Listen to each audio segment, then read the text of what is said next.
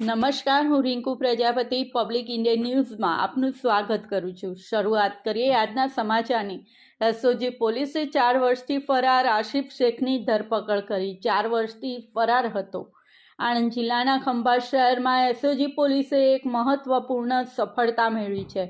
પોલીસે લૂંટ અને રાયોટિંગના કેસમાં છેલ્લા 4 વર્ષથી ફરાર આરોપી આસિફ ઉર્ફે આગા ઇકબાલ હુસૈન શેખની ધરપકડ કરી છે। પોલીસને મળેલ બાતમી મુજબ આરોપી આસિફ શેખ પોતાના ઘર નજીક આવેલ સુન્ની કબ્રસ્તાન પાસે હાજર હતો। આ માહિતીના આધારે એસઓજી પોલીસની ટીમ ત્વરિત કાર્યવાહી કરી તેને ઝડપી લીધો હતો। આરોપી અલૈયા પાડો વિસ્તારમાં ચોક મસ્જિદ નજીક રહે છે।